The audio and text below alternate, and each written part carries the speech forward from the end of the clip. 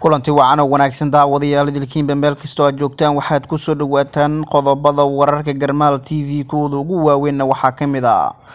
Ra'iisul Wasaare Roble oo ambabaxay dalka Imaaraadka Carabta iyo ujeedka rasmiga ah oo la ogaaday xildhibaanadii ugu dambeeyay ee kuraastooda taala Baydhabo oo maanta la doortay sidoo kale warka waxaad kaga bogan doontaan Hirshabelle oo taliyaal cusub u magacaawday amniga goobaha ay ka dhacayaan doorashooyinka Jubbaland oo amar ku soo rogtay shirkadaha shidaalka keena magaalada Kismaayo qodobadaas iyo qodobo kale ayaad kaga bogan doontaan wararka Garmaal TV ee ku soo dhawaada iyagoo faahfaahsan aynu ku bilownay Ra'iisul Wasaare Roble ayaa maanta u ambabaxay dalka Isutaga Imaaraadka Carabta iyadoo haatan la ogaaday ujeedka rasmiga ah ee dalkaasi uu aaday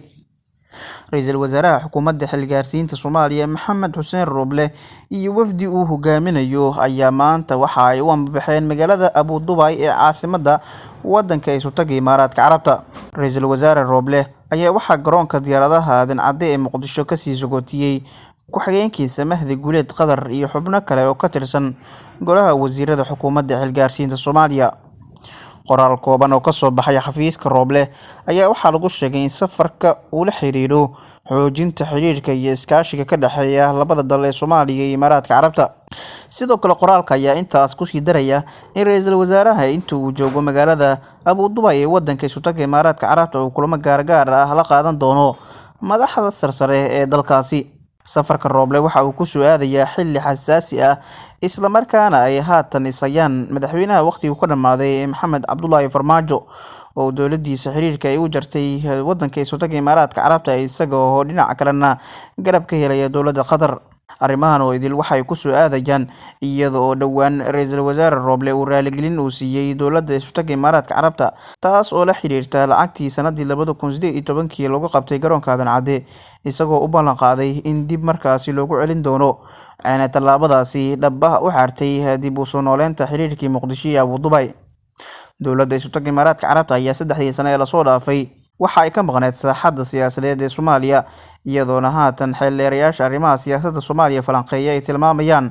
in si tartiib ay dib ugu soo laabanayso siyaasadda Soomaaliya dowladda Isutaga Imaaraadka Carabta ayaa waxaa la xasuustaa in xilliyada doorashooyinka dalka ay xilli waliba ay garab istaagto musharax gaar ah iyagoona lagu eedeeyo in lacag fara badan ay ku harqiyaan doorashada Soomaaliya si kastaba ha ahaatee Imaaraadka Carabta ayaa haatan waxa uu doonayaa sida la warinayo inuu isku fidiyo siyaasad ahaan Geeska Afrika iyo Badda Cas waxaana shalay magaalada Abu Dhabi gaaray Ra'iisul Wasaaraha dalka Itoobiya Abiy Ahmed halka uu maalmo ka horna sii tagay halkaasi madaxweynaha waddanka Masar Abdul Fattah al-Sisi dhanka kale xildhibaanadii ugu dambeeyay kuraastooda taala magaalada Baydhabo ayaa maanta la doortay magaalada Baydhabo ee xarunta gobolka Bay ahna xarunta ku meel gaarka ah ee maamulka Koonfur Galbeed Soomaaliya ayaa maanta oo axada waxaa ka dhacday doorashada kuraas ka tirsan golaha shacabka baarlamaanka 11aad ee Soomaaliya kuwaasi oo deegaan doorashadooda ay tahay Koonfur Galbeed Soomaaliya doorashada kursiga tirsigiisu yahay hoob 175 ayaa waxaa ku tartamay laba musharax oo kala ah Dr. Cabdirashiid Maxamed Nuur Jilay iyo Aadan Maxamed Ibrahim waxaana doorashada kursigaasi ku guuleystay Cabdirashiid Maxamed oo helay 70 cod sida guddiga doorashada Koonfur Galbeed Soomaaliya ay shaaca ka qaadeen kursiga labaad ee doorashadiisa ka dhacday Baydhabo waxa uu tirsigiisu yahay hoob 185 oo ay ku tartameen Maxamed Barre Maxamuud iyo Cabdullaahi Maxamed Isaaq iyadoona kursigaasi uu ku soo baxay Maxamed Barre oo ah wiil dhalinyaro ah oo helay 71 cod sida guddiga ay ku dhawaaqeen doorashada kursiga tirsigiisu yahay hoob 185 ayaa loo doortay oo uu ku guuleystay Cabdiraxmaan Isaaq Maxamed oo helay codad gaaraya 71 cod isla markaana waxaa doorashadaasi kula tartamay Maxamed Nuur Maxamed sidoo kale Maxamed Cabdi Maxamed ayaa ku guuleystay kursiga tirsigiisu yahay hoob 188 isla markaana waxa uu helay codad gaaraya 73 cod waxaana doorashadaas kula tartamay musharax lagu magacaabo Cabdirasaaq Aadan Isaaq doorashada kursiga ugu dambeeyay ee doorashadiisa ay ka dhacday Baydhabo oo tirsigeedu yahay hoob 177 waxaa ku tartamay Cabdiqaadir Sheekh Cali Baraka iyo Maxamuud Khayr iyadoona uu ku soo baxay Cabdulqaadir Sheekh oo helay 75 cod kursigan ayaana kal hore waxaa ku fadhiyay 4 sano la soo dhaafay Koonfur Galbeed ku matalayay xildhibaan Aadan Isaaq Yarow xilligaana waxaa la tilmaamay in doorashadiisa uusan ka qayb galin oo tartanka baan lagu soo darin. Guddiga doorashada Koonfur Galbeed ayaa maanta Axada soo gabagabeeyay doorashada kuraasta Golaha Shacabka ee Taalla Baydhabo, waxaana wixii maanta ka dambeeya la gudageli doonaa doorashada kuraasta taalla magaalada Baraawe ee gobolka Shabeellada Hoose oo ah xarunta rasmiga ah ee Koonfur Galbeed Soomaaliya, waana deegaanka labaad ee doorashooyinka loo qorsheeyay inay ka dhacaan. Dhanka kalena, maamulka Hirshabelle ayaa taliyayaal cusub u magacaabay amniga goobaha doorashooyinka ay ka dhacayaan. Taliyaha ciidamada booliska dowlad goboleedka Hirshabelle ahna taliyaha amniga doorashada Korneel Xasan Dhicisow ayaa magacaabay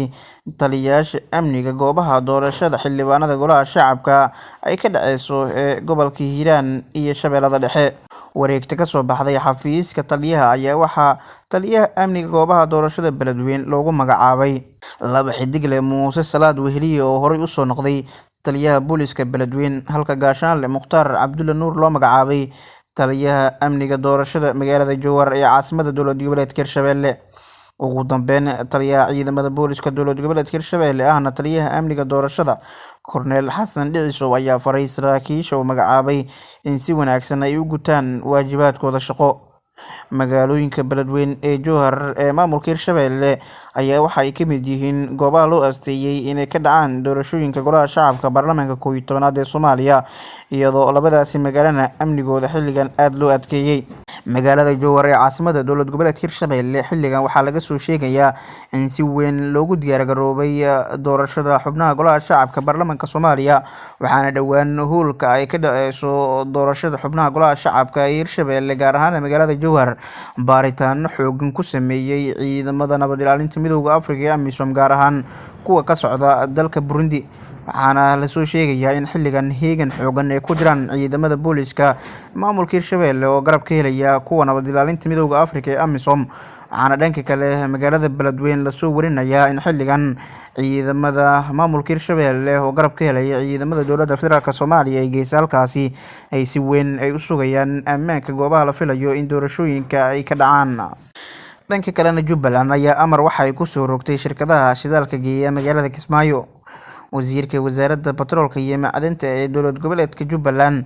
ayaa waxa uu amar dul dhigay ganacsatada shidaalka geeya magaalada Kismaayo ee xarunta ku meel gaar ku ah maamulka Jubbaland.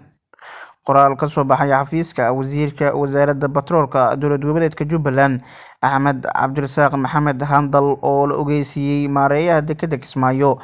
iyo ganacsatada ayaa waxaa lagu sheegay in si loo badbaadiyo caafimaadka bulshada iyo hantidooda loogana hortago khatar ku timaada deegaanka laga bilaabo 1 bisha soo aadan ee Febraayo 2022 ay wasaaraddu joojisay shidaalka lagu keeno fuustooyinka, isla markaana dareere hoosaadka shidaalka lagu keeni karo oo kaliya maraakiibta shidaalka qaada, sida lagu yiri qoraal ka soo baxay. Sidoo kale, qoraalka waxaa lagu sheegay in shidaalka la geeyo dowlad goboleedka Jubbaland uu ahaado mid waafaqsan heerka tayada loo qorsheeyay, isla markaana ciddii shidaal ku keenta fuustooyin ama keenta shidaal tayadiisu hooseyso ay muteysan doonto ganaax iyo weliba in ogolaanshiyaha ka ganacsiga shidaalka lagala noqdo. Guud ahaan daawadayaal, waxaa intaasi kusoo gabagabeynayaa wararkii aad kala socoteen Garmaal TV. Tan iyo kulanti dambe waxaa idinkaga tegayaa sidaas iyo nabadgelyo.